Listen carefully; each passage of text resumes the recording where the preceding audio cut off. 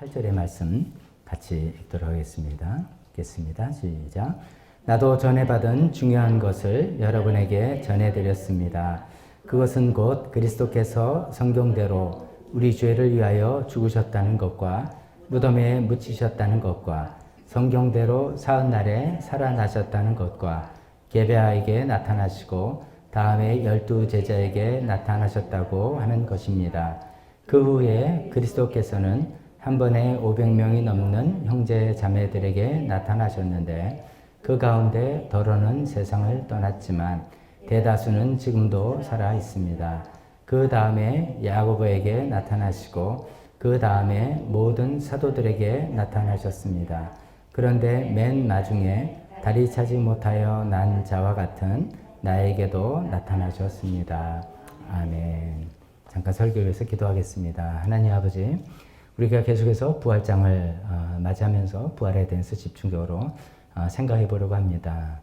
부활이 우리 믿음의 가장 핵심이고 우리 소망의 가장 전부이기 때문입니다. 오늘도 우리가 부활을 어떻게 믿을 수 있는지 이런 말씀으로 준비했는데 이 말씀들이 우리 성도님들 마음 가운데 정말 잘 이해가 되고 늘 붙들 수 있고 늘 확인이 될 수 있는 내용들이 되어서 부활에 대한 의심을 추호도 하지 아니하고 부활을 믿는 소망으로 살아가실 수 있도록 도와주셨기를 간절히 기도드리며 예수님의 이름으로 기도했습니다. 아멘. 자리에 앉으시기 바랍니다.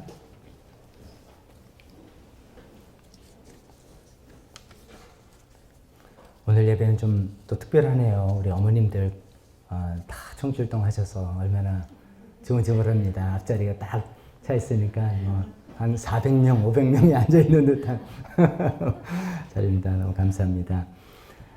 지난주는 이제 우리가 부활을 믿지 않으면 구원을 얻을 수 있는가 이런 요제 말씀이죠. 지난주 말씀을 3단계로 말씀드린다면 이러죠. 하나님께서는 예수님을 유일한 구원자로 세우셨다. 그리고 부활이 바로 그 증거다. 부활이 바로 예수님이 하나님이 아들이라는 것을 입증하는 사건이다. 그래서 세 번째로 부활을 믿지 않으면 구원이 없다라고 이렇게 기억하셔도 좋을 것 같습니다. 그러면 제가 오늘의 주제는 이제 설교 물론 본문에 따라서 주제를 좀 만든 거지만 우리가 부활을 대체 어떻게 믿을 수 있다는 말인가?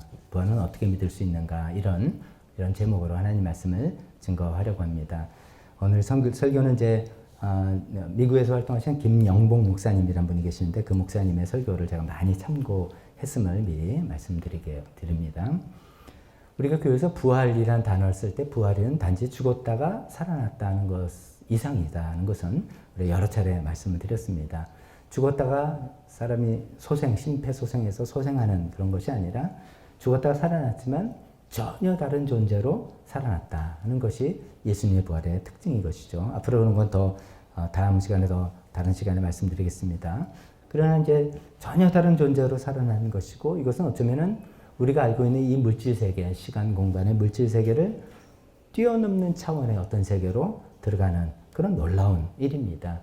그렇기 때문에 이제 부활을 좀 어떻게 믿느냐, 즉 부활을 어떻게 입증할 것이냐 이런 얘기를 할 때 우리가 어떤 과학적인 입증이라든지 이렇게 할 수가 없는 게 그랬습니다. 전혀 다른 존재, 우리가 살고 있는 물질 세계를 초월하는 어떤 세계에 들어가신 분을 우리가 여전히 이 안에서 그것을 규명을 하거나 과학적으로 입증을 하거나 실험하고 관찰하거나 이렇게 할 수가 없는 그런 차원의 일이기 때문이죠. 그래서 이제 부활이 그렇게 중요하다고 이제 외쳤음에도 불구하고 부활을 우리가 어떻게 믿을 수 있느냐는 것은 간접적인 어떤 증거를 통해서 좀 합리적인 추론에 의해서 우리가 믿을 수밖에 없다 이렇게 말씀드립니다. 우리가 보통 이제 부활을 믿어라 할 때 성경에서 말하고 교회에서 늘 이야기하는 것이고 그러니까 그냥 믿는 걸로 하자라고 하시면 안 되는 거죠. 왜냐하면 지난주 말씀은 이 부활이 우리 구원에 굉장히 제일 중요한 사건인데 그거를 아무 생각 없이 그냥 믿는 걸로 하자라고 하다가는 우리 믿음이 언제 뿌리채 흔들릴 수 있는 것이죠. 그렇기 때문에 이제 그럼 나는 부활을 어떻게 해서 믿게 됐느냐? 유명한 목사님이 그렇다니까 그러냐? 아니면 누가 그랬다? 이렇게 해서는 안 되고 우리가 이제 이런 것을 좀 그냥 믿음이라고 하는 건데 부활을 믿는다고 하는 건데 실제로 이 부활에 관한 내용은 합리적인 추론을 해보자 이렇게 말씀드립니다. 이것은 마치 이런 것 같습니다. 어떤 이제 살인 사건이 일어났는데 만약에 이제 현장에서 체포가 됐다. 그럼 뭐 따질 것도 없어요. 수사할 필요 없죠. 현장에서 사람을 찔러서 죽이는 걸 경찰이 보고 체포했다. 그러면 이제 끝이죠. 당신이 살인범이고 당신은 처벌받는다. 살인 사건이 당신에 의해서 일어났다. 딱 일이 끝나는데 되게 이제 그렇지 않지 않습니까? 시신은 있고 사람은 정황이 없고 그러면 이제 여러 가지 정황을 살펴보는 것이죠. 이 사람의 살인당한 죽은 사람의 주변 관계를 다 탐문하는 것이죠. 뭐 원한 관계는 없는가, 무슨 관계. 그럼 이제 관계가 좀 안 좋은 사람이 있으면 그건 이제 수사 선상에 뜨는 것이고. 그럼 그런 사람들을 또 알리바이를 조사하겠죠. 그 시대에 당신 뭐 하고 있었느냐. 알리바이. 나는 그 시간에 아무 상관이 없었다는 것이 좀 설명이 안 되면 일단 또 이제 의심을 받게 되겠죠. 그러면서 여러 가지 또 증언들. 내가 오토바이 타고 지나가는데 누가 쑥 지나가는 거 빨간 모자 쓴 사람 봤다. 근데 그 사람 옷장에 빨간 모자가 있다. 뭐 이렇게 하면 정황들이 하나하나 잡히고 나중에는 뭐 지문이 발견된다든지 DNA 조사를 한다든지 하면은 당신이 범인이 맞다. 아니다라고 주장합니다. 그렇지만 모든 정황상 합리적인 추론으로 당신이 범인이다라는 것을 반박할 수가 없게 되는, 수긍할 수밖에 없게 되는 이런 방식이지 않습니까? 좀 그런 거 비슷한 것이죠. 부활은 특히나 그렇습니다. 부활은 역사적으로 입증할 수 있는 사건도 아니고 과학적으로 규명할 수 있는 그런 사건이 아니기 때문에 합리적인 어떤 추론을 우리가 할 수밖에 없다는 것을 먼저 말씀드립니다. 이런 식으로 이제 합리적인 추론을 해서 믿음에 이르게 하는 것을 이제 좀 영어로 말하면 변증학이라고 표현합니다. 변증, 증거로서 자신의 믿음과 교리를 변호하는 학문 이렇게 표현합니다. 그러니까 변증학 또 변증론적 접근 apologetics라고 영어로 표현합니다. 이렇게 해서 이야기를 하는데 오늘 좀 제가 그런 이야기를 좀 말씀을 드리려고 합니다. 그러니까 뭐 이제 오늘 힘들고 지치고 어려운데 뭐 은혜를 줘서 내 마음을 좀 하나님 위로해 주시고 이렇게 뒷부분이 그런 게 있을 겁니다만은 앞부분은 좀 딱딱한 이야기가 될 수 있습니다. 이 변증학이라는 것이 그런 거기 때문이죠. 그런데 이제 제가 말씀을 이렇게 준비하면서 이제 어떤 분들은 아유 목사님 다 아는 건데 그냥 오늘 이야기하시네 그런 분이 있으실 겁니다. 평소에 여러분들이 연구도 하시고 여기서 말씀드리고 아니면 제가 말씀드린 것도 잘 해서 이미 잘 아는 내용 말씀드려 다 아는 내용 이런 분들이 있을 겁니다. 정말 좋은 겁니다. 알고 계신 내용을 더 다시 한번 확인하시고 그런 분들은 내가 요거를 좀 잘 정리해서 누구한테 설명할 수 있게 좀 나도 해봐야지. 나는 아는데 설명할 자신은 없어. 왜 그냥 설명을 해야지 진짜 아는 거잖아요. 설명할 수 있어야지. 그렇게 한번 또 도전하면서 들어보시고요. 또 어떤 분들은 어렴풋이 알고 있다. 그러면 좋죠. 이분께 한번 쫙 정리를 한번 해보시면 좋겠고요. 또 세 번째는 그동안 뭐 부활 중요하다고 하는데 내가 잘 몰랐는데 뭐 한번 이참에 잘 들어보자. 아유 좋습니다. 그래서 잘 한번 들어보시고 그렇게 중요하다는 부활을 믿지 않은 구원이 없다고 하는데 신앙생활하는 게 헛것이라고 하는데 그것을 어떻게 내가 믿을 수 있는 건가? 다른 사람들은 어떻게 믿었나? 이런 것도 한번 들어보시면서 한번 같이 따라와 주시면 좋겠습니다. 첫 번째 이야기는 이럽니다. 만일 예수님께서 성경에서 이야기하는 대로 죽었다가 살아난 것, 죽었다가 부활한 것이 아니라면 이게 실제로 뭐라고 또 이야기할 수 있는 거냐 이런 얘기를 해봅니다. 성경은 뭐라고 얘기하냐면 복음서도 그렇고요. 오늘 고린도전서 이제 본문일 때 성경대로 우리 죄를 위해서 죽으셨고 사흘 만에 다시 살아나셨고 성경대로 뭐 이렇게 계속해서 죽으셨다가 다시 부활하셨다. 우리 쉽게 표현을 부활하셨다. 이렇게 이제 이야기를 하고 있는데 그래서 이야기가 뭐 교회로 연결이 되고 이렇게 되어 있는데 그게 아니다라고 한다면 어떻게 이야기할 수 있는, 어떻게 생각해 볼 수 있느냐 이런 것을 한번 먼저 말씀드려보는 가정법으로 말씀드려보는 거죠. 이 예수님이 죽으셨다가 부활하셨다는 것을 믿지 않는 분들은 이제 되게 크게 두 가지 이야기를 합니다. 한 가지는 실제로 죽은 건 아니다. 예수님이 진짜 죽었다가 부활한 게 아니다. 죽었다는 사실을 부정하는 그런 견해가 하나 있고 두 번째는 죽긴 죽었는데 다시 살아난 건 아니다. 뭐 이렇게 크게 복잡한 거 다 빼고 이렇게 두 가지만 말씀드리겠습니다. 첫 번째는 실제로 죽은 건 아니다라고 생각해보는 그런 견해들이 있습니다. 그러니까 예수님이 죽으신 게 아니라 기절했다가 혼절했다가 다시 정신을 차린 거다. 이런 이야기를 하는 것이죠. 그게 뭐 완전히 터무니없는 말은 또 아닙니다. 왜냐하면 예수님이란 분이 십자가에 딱 달렸는데 시간을 따져보니까 한 거의 6시간 만에 운명하셨단 말이죠. 이거는 굉장히 예외적인 일입니다. 보통 며칠을 가는 거예요. 십자가 달아놓으면 십자가형이라는 건 오래 고통을 주기 위해서 디자인된 그런 형벌인데 예수님은 6시간 만에 죽었으니까 진짜 뭐 이렇게 해서 뭐 왜 이제 창으로 찔러보고 그 뭐 이렇게 했다고 나오지 않습니까? 근데 우리는 알죠. 예수님께서 왜 6시간 만에 돌아가셨을까? 우리가 보통 스트레스 많이 받으면 정신이 없잖아요. 근데 예수님께서 복음서의 그 이야기를 잘 기록해요. 특히 돌아가시기 일주일 전에 우리가 보통 예수님께서 일주일 전에 사역을 하셨다 이렇게 표현하지만 거꾸로 생각해서 예수님이 얼마나 스트레스를 받았나 이거 한번 생각해 보세요. 수많은 사람들의 기대와 함께 수많은 반대와 함께 배신과 함께 뭐 이런 모든 일들이 다 일어난 거잖아요. 엄청난 스트레스. 게다가 하나님 아버지로부터 버림받는 스트레스. 뭐 이런 엄청난 극도의 스트레스를 아주 집중적으로 받으신 다음에 체포된 다음에 오만 고문을 당하시고 뭐 죽으라고 때리는 채찍을 맞으시고 그래서 완전히 탈진 이렇게 된 거죠. 오죽했으면 자기 십자가를 지고 가지도 못할 정도로 그래서 구레네 사람 시몬에게 십자가를 대신 지라고 할 정도의 탈진 상태였던 것이죠. 그래서 예수님은 이제 6시간 만에 돌아가셨다라고 우리는 이해하지만 안 믿고 싶은 사람은 그거 봐라 말이 안 된다. 6시간 만에 어떻게 사람이 십자가에서는 안 죽는다. 그러니까 이게 죽은 게 아니라 거기서 잠깐 이제 뭐 피도 흘리고 그러니까 이렇게 뭐 기절을 했다가 이제 장사를 치렀는데 이게 우리나라처럼 이게 봉돈을 쓰고 땅에 묻는 장례라면 도저히 일어날 수 없는 거죠. 근데 그 유대인의 장례는 동굴을 파서 그 안에 이제 서늘한 동굴 안에 시신을 묻어놨으니까 이제 나중에 정신을 차린 거죠. 이제 의식을 차리고 이게 뭐지? 내가 왜 왔지? 이렇게 해서 이제 나온 거다라고 하는 주장이 꽤 있는 것이죠. 그러니까 실제로 죽은 게 아니라 기절했다가 정신을 차린 거다라는 그런 이제 의견에 대해서 이제 성경이 근거해서 반론을 누가 이제 그런 얘기를 하면 요새는 그런 사람들은 많지는 않습니다만 반론을 해보면 이런 것이죠. 예수님을 십자가형에 처형한 사람의 그 집행관들이 어떤 사람이냐면 처형 전문가들입니다. 사형 집행 전문가들이에요. 그 사람은 고문 기술자들이고 사형 집행 전문가들이고 그 당시에는 만약에 자기가 이 사람 죽었다고 했는데 안 죽어서 뭐 문제가 생기면 자기 목숨이 날아가는 그런 시대이죠.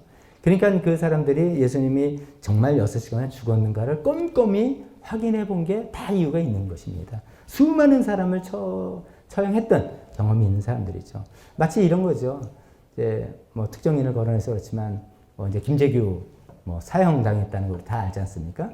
근데 이제 사실은 그 사람이 사형당한 게 아니라 이제 그 교수형으로 사형했는데 그때 교수형 집행자가 뭘 좀 어리버리 잘못해서 그 사람 사실 아직 살아 있어. 이러면 난리가 나는 거죠. 이제 그럴 만큼 너무나 이거 허무맹랑한 허황된 이야기입니다. 예수님 분명히 처형을 당하신 것이죠. 근데 그렇다 뭐 오케이 뭐 그때 실수가 있다 치자. 근데 이제 성경을 보니까 예수님 그다음에 어떻게 되냐면 유대인의 장례법에서 장사했다. 장례식을 치렀다는 거죠. 유대인 때 장례식은 이제 어떤 식이냐면 우리 같으면 수의를 입죠. 삼배로 수의를 입히는데 유대인 장례는 세마포를 돌돌돌 싼다니요. 시신에다. 세마포를 쌀 때 모략이라고 하는 약간 끈적끈적한 향품 같은 거를 묻혀서 이렇게 시신을 싸는 겁니다. 이렇게 이제 세마포로 나를 돌돌돌 둘러 맞으면 도저히 이게 안 되는 겁니다. 이게 끊고 나올 수가 없는 그런 형태입니다. 그런 형태의 시신을 처리해서 아까 말씀드린 동굴 안에 모시고 돌문을 달았다라는 것이 공 같은 돌문이라서 안에서 밀고 나올 수 있는 구조가 아니라 동전 같은 돌문입니다. 그래서 홈도 있어서 경사를 두고 이쪽에서 드르륵 해서 닫히게 되는 문입니다. 안에서 밀고 나올 수 있는 확률 제로. 밀 수도 없고 이거를 이렇게 돌려서 나올 수도 없는 엄청난 큰 돌문이 있기 때문에 안에 있는 사람이 스스로 나올 수 있는 확률 0인 그런 무덤 구조죠. 그게 유대인들의 장례법에 의한 것이죠. 그렇기 때문에 예수님이 거기서 설령 정신을 차렸다 하더라도 할 수 없이 다시 돌아가야 거기서 죽을 수밖에 없는 그런 유대인의 장례법이라는 것이죠. 또 반론을 한 가지 더 이제 실제로 죽은 게 아니라는 것에 대한 반론을 또 이야기해 본다면 오케이, 다 좋아요. 다 좋아요. 진짜로 예수님께서 정신을 차리고 깨어나셨어요. 그럼 예수님 그 다음에 어디 가셨냐? 깨어나셔서 돌문도 어떻게 열었다. 능력 있으신 분이니까 확 열었다 칩시다. 그럼 그 다음에 어디 가셨냐? 잠적을 한 거냐? 이 세상이 말이 안 되죠. 그 예수님 평소에 보였던 그 언행에 너무 일치하지 않는 그런 거지 않습니까? 그러니까 이거는 이제 실제로 죽은 게 아니다. 기절한 다음에 정신을 차렸다 하는 것은 좀 이렇게 입증하기가 어려운. 말은 그렇게 이야기해도 그 상황을 보면 그렇다라고 우리가 이야기하기는 합리적이지 못한 그런 주장이다는 말씀을 드리고 싶습니다. 또 두 번째는 반대는 이런 거였죠. 죽긴 죽었는데 다시 살아나는 건 아니죠. 사람이 죽으면 끝이지 뭐 다시 살아나. 이런 것이죠. 그래서 그건 뭐냐? 무덤은 비어 있는데 어떻게 된 거냐? 결론이 끝나죠. 시신을 누가 훔쳐갔다. 그럼 시신을 누가 훔쳐갔겠냐?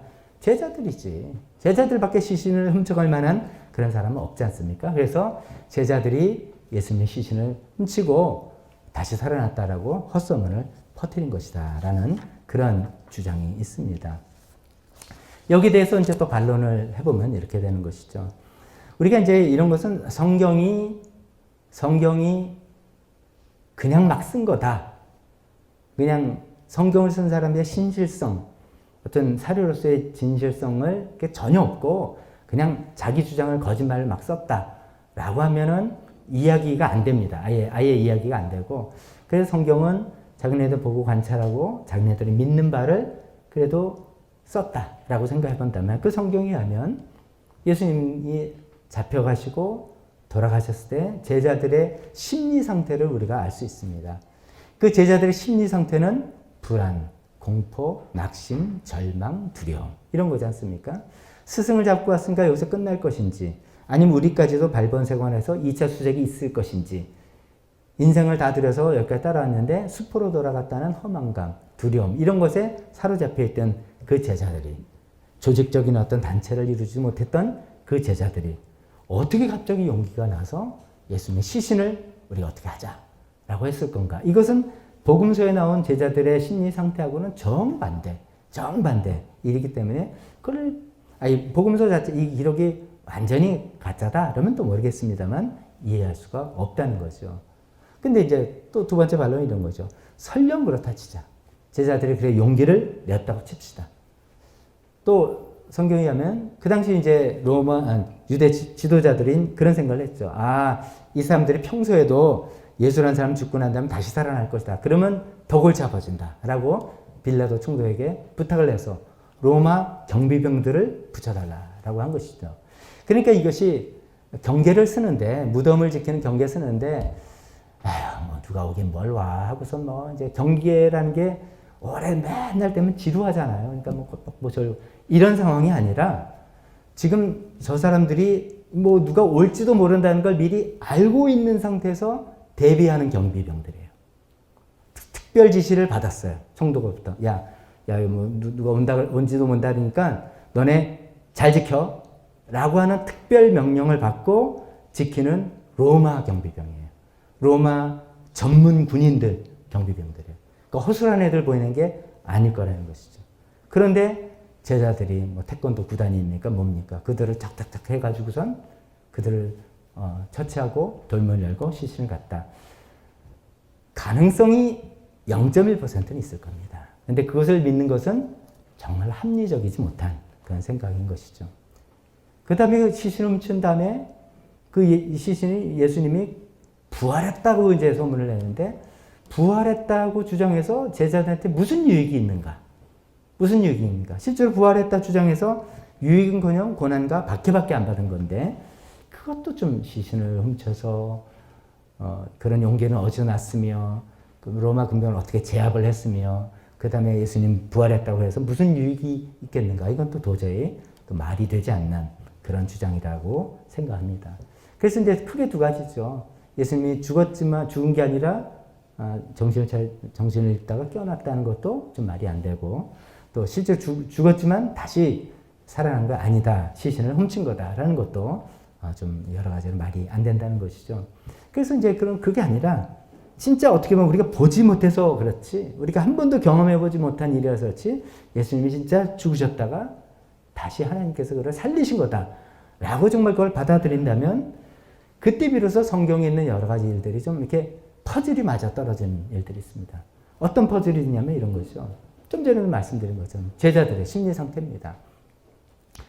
우리가 다들 이제 최근에도 사랑하는 가족들을 보낸 분들도 있고, 그래서 사랑하는 사람을 상실했을 때 이 상실감이 회복되는데 얼마나 오랜 시간이 걸린다는 것을 우리가 다 압니다. 제자들에게 예수님은 그런 분이었죠. 제자들에게 예수님이 그런 분인데 예수님을 상실하고 난 다음에 죽음을 보내고 난 다음에 며칠 되지 않아서 갔더니 이 사람들은 다른 사람이 됐어요. 아주 슬픔과 두려움에 빠져있던 사람들이 완전히 다른 사람이 되어서 예수님을 죽였던 예루살렘에서 뻐셔시 돌아다니면서 이 예수님이 다시 살아나셨다.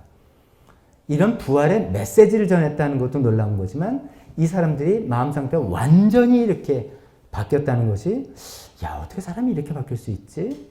우리가 인생을 살아보니까 그러긴 쉽지 않은데 그것도 한두 사람이 아니라 전부가. 그런데 예수님이 부활하셨다면 다시 살아나셨다면 맞아, 그래서 그렇구나 라고 우리가 이해해 볼 수 있는 것이죠. 또 이런 퍼즐도 있습니다. 예수님이 죽으셨다가 다시 살아나셨다는 것을 사전에 말씀하셨습니까? 제자들에게 말씀하셨습니까? 안 하셨습니까? 하셨어요. 적어도 3번이나. 내가 예루살렘 올라가는데, 그러니까 이제 제자들은 와, 드디어 때가 왔다. 이제 내가 자의정령 한다, 한 자리 한다 생각했는데 예수님이 초를 치셨죠. 내가 가서 고난 당할 거고 죽음이 당할 거고, 근데 그 다음에 뭐라냐면 다시 살아날 거다. 이야기를 3번이나 했다고 성경에 기록되어 있어요. 근데 제자들은 하나도 듣지 않았어요. 우리가 듣고 싶은 것만 듣는 거죠. 그 얘기, 고난당하고 죽는다는 얘기도 안 들리고 다시 살아날 거란 더더욱 안 들리고, 그러니까 부활에 대해서 관심도 없고 생각도 없고, 만약에 이게 진짜라면 분명히 질문했습니다. 주님, 어떻게 사람이 죽었다 다시 살아날 수 있단 말입니까? 주님 무슨 말씀을 하시는 겁니까? 라고 하면서 거기에 대한 무슨 얘기가 나와야지 정상이잖아요. 근데 아무 생각이 없었어요. 부활에서 붙자도 관심이 없었던 사람들이 며칠 만에 예수님 부활했다 라는 평소에는 관심도 없던 그 얘기를 갑자기 꺼내는 게 이 사람들이 왜 그러지? 라고 했던 것들이 이해가 되는 겁니다. 실제로 예수님이 부활하셨기 때문이라는 것이죠. 3번째는 또 이런 것들이죠. 이건 제가 몇 차례 말씀드린 적이 있는데, 오케이, 예수님이 시신을 훔쳤던 어떻든 간에 다 좋습니다. 그 다음에 제자들이 그러면 이제 자신의 주장을 다시 드러내기 위해서 어떤 논리를 피고 어떤 주장을 할 텐데, 그 주장이 예수님이 부활했다라는 주장이라는 것이죠. 저희는 객관적으로 상당히 전략적으로 안 좋은 주장이라고 생각합니다. 오히려 예수님은 평화의 분이셨다. 예수님은 사랑의 왕이셨다. 라고 하면 많은 사람들이 그래 그분 억울하게 죽음을 당했지만 그 사람 사랑 하나는 끝내줬지. 그 사람이 평화를 누리게 해줬지. 이렇게 해서 호응을 할 수 있을 거예요. 그게 굉장히 전략적으로 좋은 메시지죠. 지금 이제 대선 앞두고 다들 양쪽 캠프에서 정치적인 프레임을 짜고 할 텐데 굉장히 좋은 프레임, 모든 사람을 포용할 수 있는 프레임을 짜는 거죠. 근데 제자들은 아주 어리석은 프레임을 짰습니다. 예수님이 부활했다. 그걸 누가 받아들이겠습니까? 그건 진짜 받아들일 수 있는 확률이 거의 없는 잘못된 프레임을 짠 거죠. 잘못된 논쟁을 벌인 거죠. 근데 왜 그렇게 했습니까? 어리석어서? 바보라서? 원인은 하나입니다. 그게 사실이라서. 근데 또 이상하게 그게 먹혀 들어갔어요.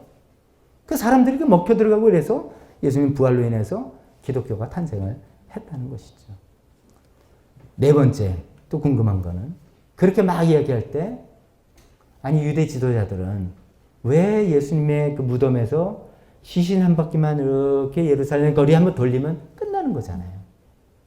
근데 시신은 그런 결정적인 증거를 제시하지 못했는가 등등 이런 궁금함들이, 예수님 실제로 죽으셨다가 실제로 다시 살아나신, 하나님 다시 살리신 부활이 있기 때문에 이런 모든 일들이 성경이 그래서 이렇게 되는 거구나 라는 것을 이해해 볼 수 있다고 말씀드립니다. 자, 추가적으로 증거를 몇 개 더 드립니다. 예수님 부활하셨다는 것을 반증하는 또 추가적인 증거들입니다. 4가지를 들고 싶은데, 첫 번째 추가적인 증거는 예수님의 부활의 첫 번째 증인이 누굽니까? 첫 번째 증인. 막달라 마리아죠. 남자입니까? 여자입니까? 여자입니다. 그것이 굉장히 중요한 의미입니다. 만약에 이것이 예수님 부활하신 게 조작극이라면 절대로 여성인 막달라 마리아를 예수님의 증인이라고 하면 안 되는 겁니다.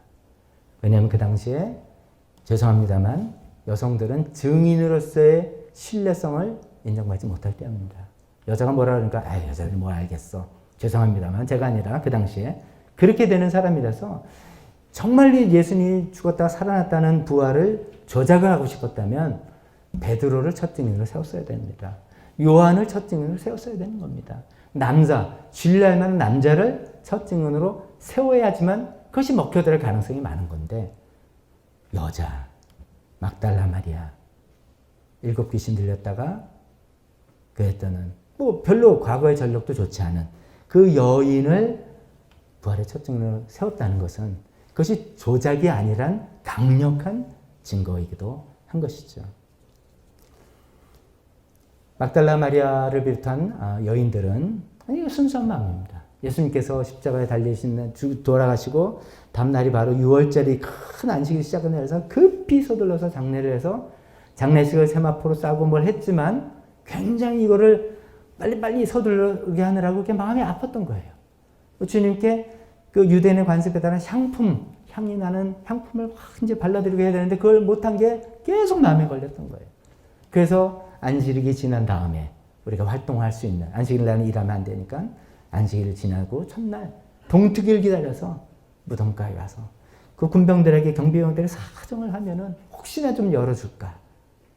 혹시나 열어주면 향품을 좀 시신에 발라드릴까? 이런 아주 순수한 마음으로 찾아갔다가 부활의 증인이 됐다는 거 성경 우리에게 말씀해주고 있습니다. 그래서 예수님이 부활이 조작이 아니라는 또 강력한 증거는 여인들이 부활의 증인이 되었다는 이야기라는 말씀입니다. 두 번째로 또 추가적인 증거로 말씀드리고 싶은 것은 주일 예배의 시작이라는 것입니다. 주일 예배. 일요일이죠, 일요일. 그러니까 그런 말씀 여러분 많이 들어봤죠. 주일은 작은 부활절이다. 이런 표현, 이런 비슷한 표현 들어봤죠. 그러니까 부활절이 1년에 한 번 부활절이 있지만 사실은 매 주일이 예수님의 부활을 경축하는 그런 날입니다. 이런 표현들 저도 가끔 쓰고 들어보셨을 겁니다. 그런 뜻입니다. 이게 무슨 말씀이냐면 예수님의 첫 제자들, 12제자들을 비롯해서 처음으로 예수님 믿는 사람들은 전부 다 유대인들이었습니다. 그렇죠? 전부 다 유대인들이라서 그러니까 예수님이 우리가 그동안 기대하던 메시아구나, 하나님 보내시겠다는 메시아구나를 이제 받아들였지만 여전히 그들은 유대인의 전통을 따랐던 사람들입니다. 성전을 여전히 다녔고 유대인의 음식법이나 이런 걸 다 따랐던 사람들입니다. 그래서 사도행전도 초장기에 보면은 안식일에 성전에 가서 예배를 드리는 겁니다. 유대인으로서. 당연히 성전이 그때 아직 있었고 파괴되기 전이고 유대인으로서 성전에 가서 예배를 드리는 것이 유대인으로서 당연히 해야 될 그 예배 방식이었다는 것이죠. 그런데 예수님을 믿게 된 유대인은 그 다음 날이 이 예수님께서 부활하신 날을 그냥 넘어갈 수가 없었던 거예요. 왜냐하면 그들이 부활하신 주님을 봤고 이 부활의 의미를 알았고 있기 때문에 어떻게 그 날을 그냥 넘어가. 이런 거죠. 마치 우리 같습니다. 이제 사랑하는 우리 가족의 기일이 있다. 어떻게 기일 그냥 넘어갑니까? 누구의 생일이다. 어떻게 생일 그냥 넘어갑니까? 뭐가 생일 맨날 오는 거, 그냥 거지. 라고 하지만 나에게 정말 의미가 있고 실제로 그 사람이 그냥 태어나서 존재하고 있고 아니면 그날 세상을 먼저 천국에 왔기 때문에 우리 마음속에 영혼이 남아있는 소중한 분이 중요한 그날을 어떻게 그냥 넘어갈 수는 없다는 거죠. 그래서 유대인들이, 예수님 믿는 유대인들이 그날도 좀 모입시다. 어떻게 그냥 넘어갑니까? 이렇게 된 거예요. 쉽게 말하면. 그래서 안식일날 성전에서 예배를 드렸지만 그 다음 날인 지금의 일요일, 주의 날이라고 불러서 주의 날, 주님의 날이라고 부르면서 그날 모여서 또 예배를 드린 겁니다. 뭐 이렇게 두 번 모여. 한 번만에. 이럴 수 있겠지만 그만큼 부활이 중요하고 그분 부활하신 주님을 보았기 때문에 그렇게 넘어갈 수 없었던 것이죠. 그 유대인 사회에서 그것이 쉽게 용납이 됐겠습니까?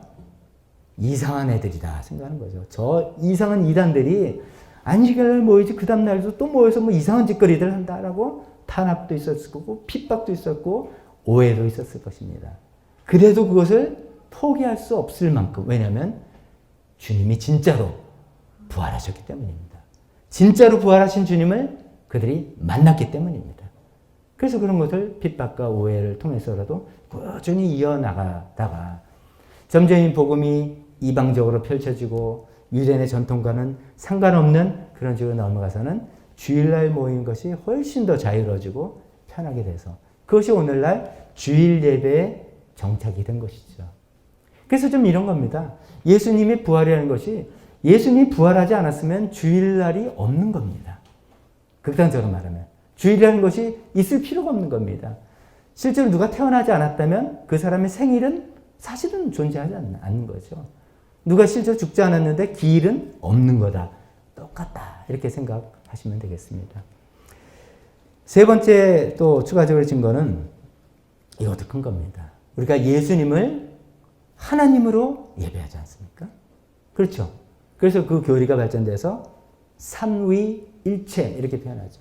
우리가 예수님도 하나님이라고 우리가 믿으면서 예수님 따르지 않습니까? 이것이 부활의 증거라는 것입니다. 그것은 어떻게 무슨 말이냐 하면 또다시 처음에 예수님을 따랐던 제자들, 초기 기독교인들, 그리스도인들이 다 유대인이라는 것을 꼭 기억하셔야 됩니다.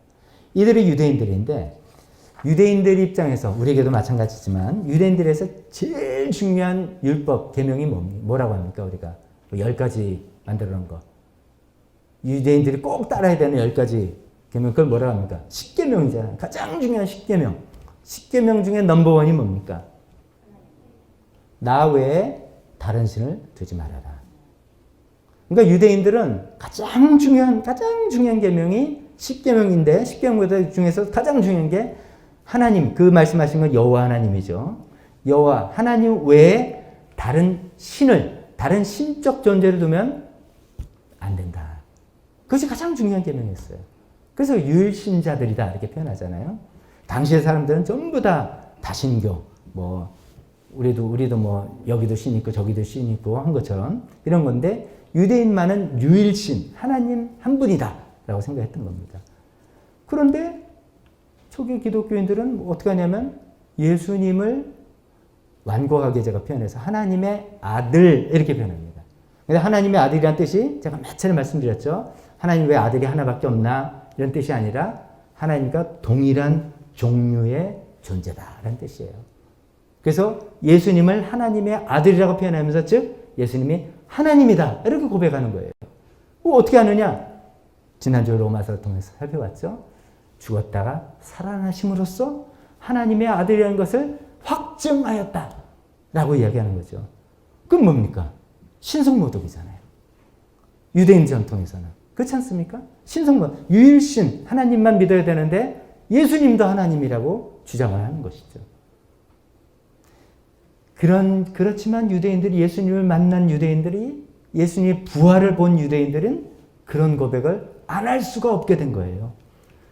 요한복음 20장 28절에 보면 우리가 그 유명한 사건 의심 많은 도마라고 하는 도마가 의심이 많았다가 아니라 도마도 합리적인 추론을 하고 싶었던 사람입니다.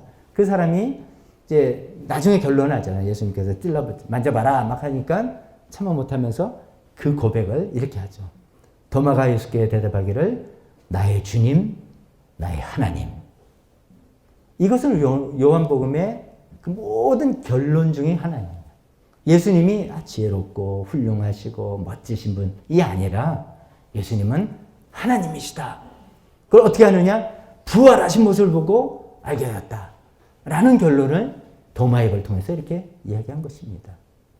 아니 도마는 제자니까 그렇지만 멋진 마리아도 그렇고 그렇게 안 믿던 동생 야고보도 그렇고 동생 유다도 그렇고 다 나중에 부활하신 예수님을 보고 동일한 고백을 합니다. 예수님은 나의 주님이시다. 하나님이라는 뜻입니다. 그렇게 해서 모든 그 당시 유대인들이 뭐 집단적으로 미친 게 아니라면 부활하신 예수님을 딱 보고 예수님은 하나님의 아들이고 하나님이다 라는 고백을 하게 된 거고 그 예수님을 예배하고 경배하고 찬양하고 그것이 발전돼서 성령님도 그런 것. 그래서 삼일체 교리가 이제 완성이 된 것이죠. 이것이 예수님 부활이 없었다면 사실 도저히 일어날 수 없는 겁니다. 유대인들 입장에서 부활이 없었다면 도저히 고백할 수 없는 고백이라는 뜻입니다. 그런데 그 당시에 그 경건한 많은 유대인들이 예수님을 하나님이라 고백하게 됐는데 그 이유가 예수님이 부활 때문이다라는 것이죠. 그러니까 우리가 예수님을 하나님이다라고 고백하는 것은 부활이 있었다는 것을 반증하는 그런 내용이다라고 말씀드립니다. 네 번째, 제자들의 집단적인 변화. 아까 말씀드린 거하고 조금 더 반복이 되기도 한데 제자들의 집단적인 변화. 근데 이제 이게 왜 중요하냐면 가장 중요하다고 볼 수 있는데 그 제자들이 부활의 증인이 되었기 때문이죠. 예수님의 제자들이 몇 명인가 생각하기가 참 좀 어렵습니다. 12명 이렇게 생각하는데 12명만은 아니죠. 예수님이 이제 돌아가신 다음에 우리가 말하는 마가의 다락방에서 모여서 저들이 기도했는데 그럼 몇 명입니까? 마가의 다락방에서 120명이라고 얘기합니다. 그럼 120명이 전부인가? 아니죠. 더 많이 예수님의 제자들이라 할 수 있겠죠. 근데 그 예수님의 꽤 많은 제자들이 일순간에 집단적으로 변한 거예요. 예를 들어 120명. 120명의 마음이 하나가 되기가 쉽지가 않습니다. 성인 120명의 마음이 하나가 되는 것은 거의 불가능합니다. 근데 예수님의 제자들은 마가의 다락방에서 120명의 마음들이 한순간에 바뀌어버렸어요. 우리가 이제 그걸 성령이 강림해서 이렇게 하지만 그 바뀌게 된 사건은 뭐냐면 예수님께서 부활하셨다는 것을 그들이 믿고 확인하고 알게 되었기 때문이죠. 그래서 그들이 나가서 부활의 메시지를 전하게 됐는데 그 명단이 예수님께서 부활하신 모습을 누구누구에게 보이셨냐라는 명단이 오늘의 본문입니다. 그래서 제가 이 말씀을 드리는 거죠. 오늘 이제 본문에 의하니까 친절하게 이름과 그룹들을 이야기해 주십니다. 첫 번째 누구에게 나타나셨나? 우리가 복음서를 통해서 알기는 막달라 마리아인데 이제 그 순서를 따진 게 아닌 거죠. 이게 진짜로 시간적인 순서는 아니란 뜻이죠. 첫 번째 게바에게 나타났다. 게바는 우리가 잘 아듯이 베드로의 원래 이름이죠. 베드로에게 나타났고 그 다음에 몇 절입니까? 5절입니다. 다음 12제자에게 나타났다. 이야기하시고 그 다음에 한 번에 500명이 넘는 형제자매들에게. 보십시오. 우리는 120명 생각했는데 아닌 것이죠. 500명. 언제? 어디서? 이건 다른 성경에 기록이 안 돼 있어서 우리가 알 수가 없습니다. 분명히 그런 일이 있었던 것 같습니다. 그렇기 때문에 집단적으로 이들이 변화가 된 것이죠. 500명이 모인 자리에서 부활하신 예수님이 나타나 보여주셨다는 기록을 우리가 읽고 있는 것입니다. 그 다음에 야곱에게 나타났다. 이 야곱은 예수님의 육신의 동생 야곱인 것이죠. 그러다가 그 예수님의 부활하신 모습을 보고 예수님이 정말 그는 우리 육신의 형님이 아니라 그가 태어난 것도 성령이 뭐로 태어난 난 다 거짓말인 줄 알았는데 진짜네. 이분은 하나님의 아들이네. 그렇게 믿게 되고 예루살렘 교회 지도자가 된 야고보서를 쓴 그 야고보를 두고 이야기하는 것이죠. 그 다음에 모든 사도들에게 나타났다. 모든 사도들에게 나타났다는 것은 12사도를 이야기하는 것은 아닙니다. 여기서 사도는 하나님께서 어떤 특별한 사명을 줘서 어떤 일을 맡게 한, 예를 들어서 정확한 이름은 써있지 않지만 바나바라든지, 바울도 사도로 표현해요. 바울은 나중에 나오니까 바나바라든지 다른 그 당시에 사도로 불린 사람들이 많습니다. 이런 사람들에게 나타났다는 것이죠. 그러니까 적어도 게바, 베드로, 12제자, 500명, 야고보, 사도들, 그리고 우리가 또 추가적으로 막달라 마리아와 여인들, 또 엠마오로 가던 두 제자들에게 예수님께서 부활하신 몸을 나타내 보이셨다는 것을 우리가 알 수 있는 것이죠. 항상 이 궁금한 점은 이거라고 말씀드렸죠. 왜 예수님께서 부활하신 몸을 이들에게만 나타나고 빌라도, 헤롯 왕, 그 다음에 자기를 찔러 죽인 로마 군병, 이런 사람, 대제사장 이렇게 안 나타나셨어요. 그러면 이제 끝나는 거 아닙니까? 완전히 끝날 텐데. 천국 가서 물어봐야 되겠습니다. 근데 이제 제 짐작은 안 믿기로 작정하면 아무리 보여줘도 안 믿는다. 저는 이렇게 생각합니다. 안 믿기로 작정하면 무엇을 해도 안 믿는 그런 거겠죠. 눈으로 본다고 믿어지게 되는 차원의 부활이 아니기 때문인 것 같습니다. 제가 말씀드린 것처럼 놀라운 다른 차원의 몸으로 변하신 그 부활이기 때문에 내가 유령을 봤다라고 생각할 것이지 내가 죽인 사람이 다시 살아났다라고 인정하지 않아서 그런 건가 생각을 해봅니다. 자, 이렇게 개바로부터 쭉 명단이 있는데 그 다음에 오늘 본문에 가면 제일 마지막에 한 사람이 더 있으니 그 사람이 바로 이 고린도 전서를 쓴 바울이라는 것이죠. 8절에 이렇게 되어 있죠. 그런데 맨 나중에 다리 차지 못하여 난 자와 같은 나에게도 나타났습니다. 예전에 만삭되지 못해서 만삭이 다 돼서 나야 되는데 조산을 했다. 뭐 유산자다. 뭐 이렇게 표현하는 것입니다. 자, 여기까지 결론을 이제 생각해 보면 예수님의 부활을 우리가 어떻게 믿을 수 있는가? 과학적인 증거, 우리가 다시 경험적으로 확인할 수 있는 것, 그런 것은 그럴 수는 없다. 우리의 물리 세계를 초월하는 어떤 차원의 세계의 일이기 때문이기도 하고요. 그래서 우리가 이런저런 합리적인 추론을 해보는 것입니다. 예수님이 정말 그런 게 아니라면 뭐냐? 진짜 죽지를 않았던 것이냐? 정신을 다시 서늘한데 정신을 차렸다는 것이냐? 여러 가지 반론을 통해서 그것도 말이 안 되고 실제로 죽었지만 다시 살아난 게 아니라 시신훔쳐간 거 아니냐? 그것도 여러 가지 반론이니까 그것도 역시 그를 믿기에는 더 반론들이 더 많고 그런 것이 아니라 또 여러 가지 보조적인 증거도 제가 말씀드려봤습니다. 첫 증인을 여자로 세웠다든지 주일 예배가 시작된다든지 예수님을 주님으로 우리가 믿게 되는 일이라든지 이 모든 것이 부활의 산물이라는 것이죠. 부활이 실제로 있었기 때문에 생긴 산물이고 마지막에 부활의 증인은 제자들의 집단적인 변화가 그것을 증거한다라는 말씀입니다. 이런 내용들을 뭐 다 알고 계시는 내용도 있었겠지만 한 번 더 일목요연하게 여러분들 마음속에 좀 정리도 해보면서 그래 나는 이런 것 때문에 진짜 맞아. 내가 그냥 교회 다니고 했으니까 부활 믿기로 하자가 아니라 맞아. 이런 거야. 이런 것 때문에 맞아. 부활을 안 믿기가 더 어렵다. 그게 자연스러운 일은 아닙니다. 부활이 절대로 자연스러운 일이고 지금도 오늘날도 반복 가능한 그런 일은 아닙니다. 그러나 예수님이 그렇기 때문에 예수님 역사상 아주 유일하신 아주 독특하신 그런 구세주가 되시는 거죠. 근데 그분한테 그 일이 일어났기 때문에 교회가 시작되고 오늘 우리가 여기 있다. 이런 것들을 이런 증거를 통해서 생각해 보시고 믿으시면 좋겠습니다. 마지막으로 이제 짧게 연결해서 한번 생각해 봅니다. 특히 바울에게 나타났다라고 하는 점이 우리에게도 연결이 되는 부분이라서 이야기하고 싶습니다. 자, 성경을 좀 아시는 분들은 생각해 봅시다. 자, 베드로에게 나타나고 누구누구에 나타났는데 바울에게는 언제 예수님께서 부활하신 주님이 나타나셨는가? 언제 어느 사건인지 기억이 나실 겁니다. 이 바울이라는 사람은 원래 예수님을 핍박하던 사람이었죠. 이거 유대교에 아주 이단이 하나 생겼다 생각해서 그거를 발본색원해야 되겠다 생각해서 공문도 받고 지금의 시리아에 있는 다마스커스인 다메섹으로 가서 거기는 예수 믿는 유대인들을 잡아서 감옥에 잡아넣으려고 가던 길이었습니다. 그때 부활하신 주님을 보게 된 것이죠. 환한 검치 함께 보게 된 것이죠. 그게 그 인생의 큰 전환점이 됐다고 거듭거듭 이야기한 겁니다. 자, 그럼 여기서 우리가 질문을 한번 던져봅니다. 그게 이제 부활 사건, 예수님 실제로 부활한 사건과 시점으로는 한 5년 후의 일입니다. 5년 후의 일인데. 제가 여러분의 질문을 던져볼게요. 그 다메섹에서 바울이 만난 그 주님이, 부활의 주님이 베드로가 만나고 막달라 마리아가 보한 부활의 주님하고 같은 차이가 있습니까? 없습니까? 같은 분인데 어떤 차이가 있습니까? 결론은 이제 같은 분인데 차이가 있다면 있습니다. 어떤 차이가 있을까요? 제가 쉽게 말씀드리면 막달라 마리아가 보고 베드로가 보았던 그 부활의 주님은 승천하시기 전의 주님이시죠. 승천하시기 전이고 지금 이 바울이 본 부활의 주님은 5년 후니까 40일 만에 승천했어요. 승천하신 다음에 보신 주님. 그 차이가 있습니다.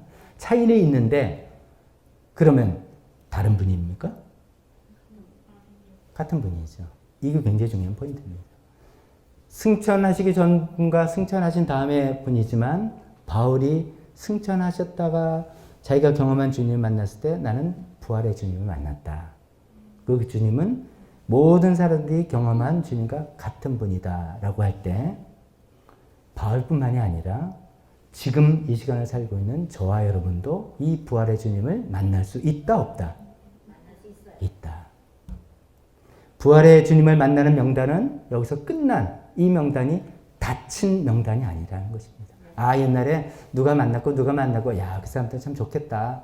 부활한 주님 직접 봤으니 뭐 안 믿겠냐? 나라도 믿겠다. 라고 생각해서 그러는 것이 아니라 나는 뭐 시대를 늦게 태어나서 이게 아니라 승천하시고 난 다음에 부활하신 주님을 만났는데 똑같은 부활하신 주님을 만났고 그 분임 때문에 똑같이 변화돼서 이러이러한 삶을 살고 있는 바울이 우리의 어떤 샘플이 되는 것이죠. 그래서 오늘날 우리도 부활하신 주님을 만날 수 있다는 것입니다. 오늘날 우리도 부활하신 주님을 만나야 된다는 것입니다. 만나야 된다는 것이죠. 이 명단, 오늘 고린도서 15장의 명단에 우리 이름이 들어가야 되는 거예요. 들어가야 되는 거예요. 부활하신 주님이 누구에게 나타나시고 누구에게 나타나셨고 맨 마지막에 바울에게 나타났던 끝이 아니라 사실은 거기에 제 이름도 들고 여러분도 이름이 다 들어가야 되는 열린 명단이 되어야 된다는 것이죠. 자, 그러면 그 다음 질문을 또 해봅니다. 그럼 내가 부활하신 주님을 만났는지 안 만났는지 어떻게 하나? 이 부활하신 주님을 만나야 된다는데 그거 뭐 어떻게 만나는 거야? 어떻게 만났는지는 어떻게 하나? 이렇게 생각이 듭니다. 자, 여기서 또 두 가지 갈래가 있습니다. 바울 같은 케이스는 굉장히 신비적인 케이스라고도 볼 수가 있습니다. 어떤 부활의 주님을 만나는 놀라운 체험을 한 것이죠. 그렇게 만날 수 있는 거예요. 지금 오늘날도 저희가 이제 몇 년 전부터 선교 기도 제목을 위해서 오픈도어스라는 선교단체 자료들을 가지고 중보기도실에도 자료놓고 제가 핍박 지도 같은 거 놓고 합니다. 거기서 소식지를 보내는 건 뭐 가끔 여러분들도 직접 보시기도 하겠지만 소식지를 보면은 오늘날도 예수님을 핍박하는 지역은 특히 핍박하는 지역에는 부활하신 주님이 개개인에게 사도 바울에게 나타나듯이 나타나서 그래서 예수님을 믿게 되는 케이스가 왕왕 있는 거예요. 이스라엘 대부분 예수님 안 믿는다죠. 지금 이스라엘 우리가 국가 이미지 좋고 우리랑 뭐 잘 됐으면 좋겠다 하지만 유대교 사람들입니다. 예수님을 안 믿어요. 예수 믿는 사람은 아주 극소수예요. 핍박받는 그 시대에 그곳에 살고 있는 사람 중에 부활하신 주님이 꿈에 나타난 게 아닙니다. 꿈 꿨다가 아니라 부활하신 주님을 만나고 그들의 전통에서 약속되었던 메시아가 바로 예수님이다라는 걸 믿게 되는 사람들의 기록들이 있어요. 중동 지역에 있어요. 아프리카 지역에 있어요. 이런 일들이 지금도 있어요. 바울 같은 케이스가. 있지만 제 생각에는 소수인 것 같습니다. 극소수인 것 같습니다. 그러면 이제 그렇게 뭐 부활하신 주님을 탁 만났다 그러면 내가 부활한 주님을 만났다 알겠는데 그런 체험이 있다 그러면 알겠는데 제가 이제 여러분 예수님의 부활을 믿습니까? 그러면 대답은 아멘. 다시 여러분 예수님의 부활을 믿습니까? 아멘 이렇게 되죠. 근데 여러분 예수님의 부활하신 주님을 만났습니까? 만났습니다. 라고 이제 우리 어머님은 용기 있게 말씀하시지만 만났습니까? 하면은 그건 잘 모르겠는데 좀 왜냐면 아멘. 서희자매님은 나름대로 간증이 있으세요. 그래서 이제 그 얘기를 하시는 거고 바울 같은 케이스가 내가 아닌데 내가 부활을 주님을 만났는지 내가 잘 모르겠다 이렇게 할 수가 있잖아요. 이제 직접 경험이 있으면 체험이 있으면 되는 것인데 그럼 우리 같은 사람들은 이렇게 체크해 볼 수 있는 거죠. 내가 부활하신 주님을 만나야지만 변화되는 그 변화가 나한테 있는가? 내가 부활하신 주님을 직접 만난 체험이 있는가? 이렇게 대답하셔도 되고 그런 분들이 있으면 아멘 해서 난 부활하신 주님을 만났습니다. 그래도 되는데 그게 좀 대부분 그런 경우는 그게 좀 소수인 것 같으니까 제가 봐도 그러면 다시 말해서 내가 부활하신 주님을 만날 때만이 생길 수 있는 변화가 내 삶에 있나? 이렇게 생각하면 좀 확실하고 안전하지 않겠습니까? 그게 뭔가? 부활의 주님만이 주실 수 있는 나의 변화. 즉 하나님이 하시지 않고는 도저히 나한테 일어날 수 없는 변화. 그런 것들이 뭔가? 몇 가지 제가 정리해서 읽어볼게요. 세계관의 변화, 세상을 보는 관점의 변화라는 겁니다. 뭐냐? 눈에 보이는 게 전부다. 이게 우리 세계관입니다. 눈에 보이는 게 전부 이 세상 살다가 죽으면 끝이고 눈에 보이는 게 전부고 제일 귀중한 건 돈이고 뭐 인생 성공이고, 왜냐면 뭐 죽어봐도 소용없으니까 눈에 보이는 게 전부다라는 그런 세계관을 갖고 있다가 부활하신 주님을 직접 만났던, 어쩜 믿음으로 만났던, 어떻게 만났던, 그게 아니라 영적인 세계라는 게 있는 거구나. 영의 세계라는 게 있는 거구나. 이것을 내가 믿게 됐다면 부활하신 주님을 만났다라고 말할 수 있는 겁니다. 영의 세계가 있고 영적인 세계가 있기 때문에 귀신들의 유혹도 있는 거다. 뭐 이런 걸 생각하는 거다. 내가 내 이성과 내 판단으로만 살아가는 세상이 아니라 정말 그런 어떤 영의 헷갈림도 있는 거고, 뭐 이런 것까지 다 이해하는 것이고, 어떤 영적 세계라는 게 있다는 것을 이해하는 세계관의 변화가 있다면 부활의 주님을 내가 만난 것이다 라고 말할 수 있는 것입니다. 또 이런 겁니다. 인생관의 변화. 인생관의, 그 전에 나의 인생관은 뭐냐? 이 세상에서 뭐 성공하는 거, 남들이 나 함부로 없이 여기지 못하게 하는 거, 뭐 내가 편하게 쓸 수 있는 거 쓰고 가고 싶은 거 하고 맛있는 거 그냥 먹고, 나 재벌까지 되는 건 필요 없지만 그냥 사람들한테 인정받고 존경받고, 권력을 막 누리는 게 아니라, 권력이라는 게 내가 하고 싶은 대로 하는 게 권력이잖아요. 가정에서, 사회에서, 단체에서, 내가 소속된 단체에서 그런 걸 누리는 게 인생의 목적이라고 생각을 했는데, 부활하신 주님을 만나보니까 그게 아니네.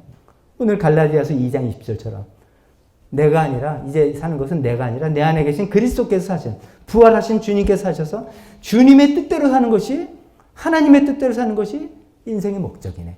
그게 바뀌었다면, 내가 그렇게 바뀌어서 얼마큼 완성됐다는 걸 따지는 게 아니라 그렇게 좀 바뀌어 나간다면 부활하신 주님을 만난 건가, 이렇게 볼 수 있습니다. 또 이런 겁니다. 삶과 죽음에 대한 변화. 그전에는 다 죽으면 끝이라고 생각했습니다. 죽으면 다 끝이고 몇 자리 잘 서서 그 자손에게 덕이 나가고 뭐 이렇게 끝이라고 생각했는데, 예수님 부활을 보니까 죽음이 끝이 아니라 영원한 세상이 있구나. 영원한 세상이 있구나. 이것이 정말 내 마음이 확고하게 변했다면 나는 부활하신 주님을 만났다고 말할 수 있는 것입니다. 등등 이런 겁니다. 몇 가지 더 제가 막 열거해보겠습니다. 부활의 주님 만나면 안 믿어지던 것이 믿어지는 것입니다. 하나님께서 천지를 창조하셨다? 안 믿어집니다. 근데 그게 믿어지는 겁니다. 그런 능력의 하나님이라는 게 믿어지는 겁니다.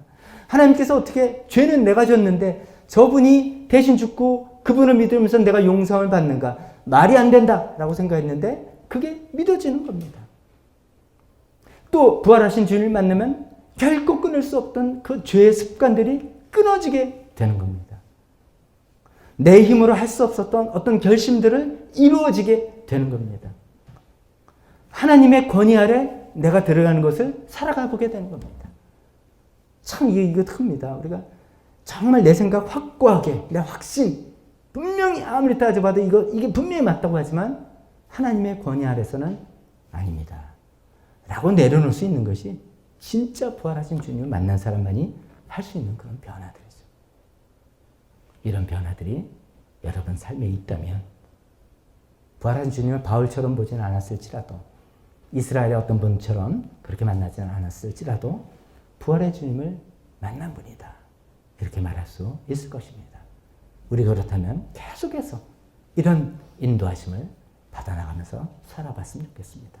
근데 만약에 내 삶에 이런 변화들이 없다면, 세계관의 변화도 없고 인생관, 삶과 죽음의 여러 가지 삶의 변화가 없고, 나는 성경을 읽고 교회에서 봉사도 하고 열심도 하고 맡은 일도 하고 하지만 내 생각이 가장 중요하고 나의 목적이 가장 중요하고 내 힘으로 살아가는 것이고 나를 도우시는 하나님, 여기서 변하지 아니하고 내가 하나님께 순복하는 것이 아니라 나를 도우시고, 도움이 안 되면 나도 싫고, 거기서 벗어나지 않는다면 어쩌면 부활하신 주님을 만나지 못한 분일지도 모릅니다.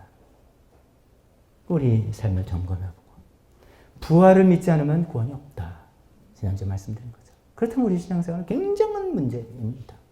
그 부활할 주님을 믿기를 기도하시고, 제가 아까 말씀드린 여러 가지 합리적인 추론 이런 걸 통해서 성경이 그냥 가짜로 이렇게 이루어진 게 아니구나.